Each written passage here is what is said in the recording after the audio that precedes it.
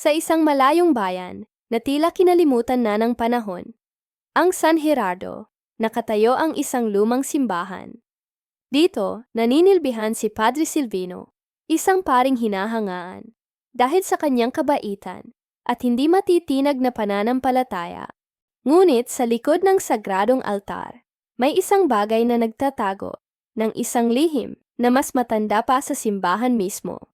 Isang antigong salamin. Sinasabi ng matatanda, ang salaming ito ay hindi basta-basta. Ito raw ang ginagamit ng mga sinaunang monghe upang aninagin ang mga kasalanan na nagkukubli sa kaibuturan ng kaluluwa ng isang tao.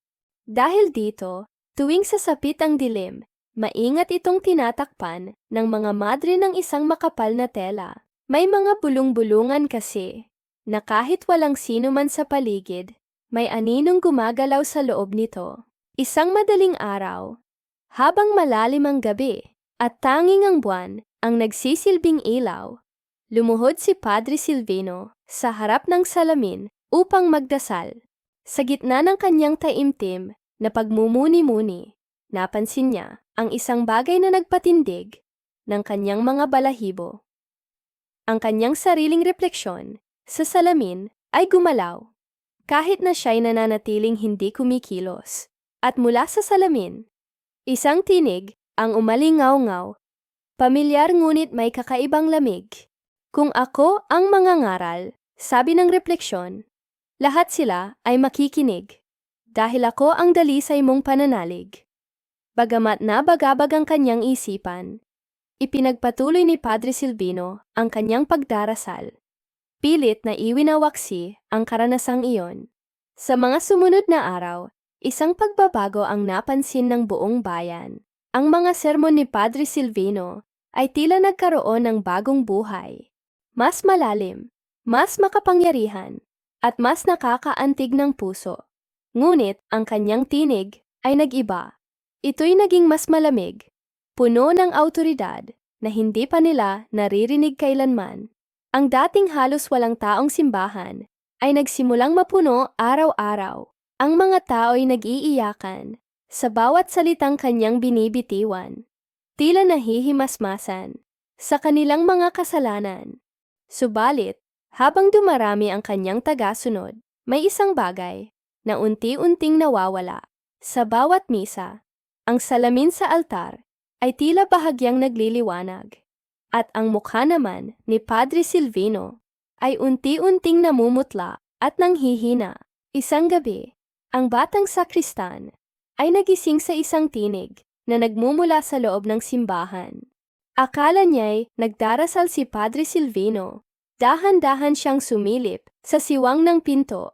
Ngunit ang kanyang nakita ay nagpanginig sa kanyang buong katawan. Si Padre Silvino ay mahimbing na natutulog sa malamig na sahig. Sa harap niya, ang refleksyon sa salamin ay nakatayo, mag-isa, at nangangaral na may nag-aalab na pagnanasa. Nang maramdaman ng refleksyon na may nanonood, bigla itong tumingin sa direksyon ng sakristan. At sa isang iglap, umalingaw-ngaw ang isang malakas na tunog na tila may pumutok. Ngunit, nang tingnan nila, ang salamin ay buo pa rin at walang kahit isang basag. Kinabukasan, alam ni Padre Silvino na kailangan na niyang harapin ang misteryo ng salamin.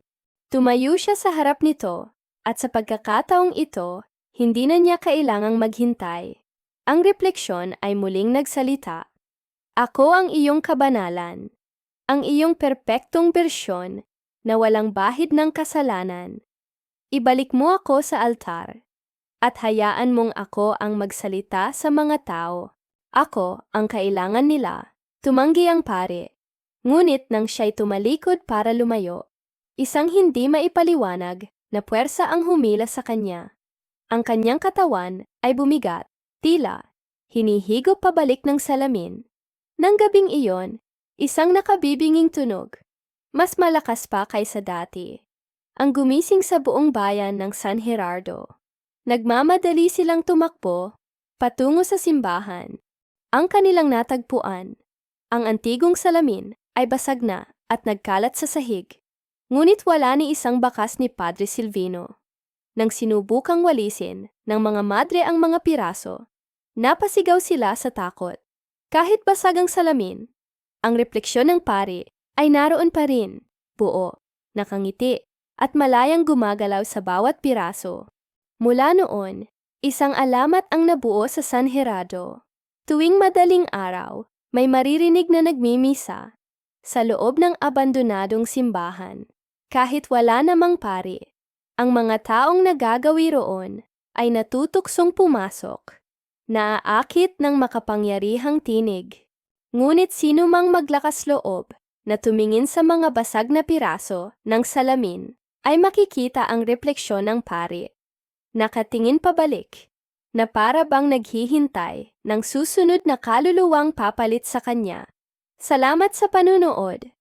Kung nagustuhan ninyo ang kwentong ito, huwag kalimutang mag-like, mag-subscribe, at i-click ang notification bell para sa mas marami pang nakapangingilabot na mga kwento.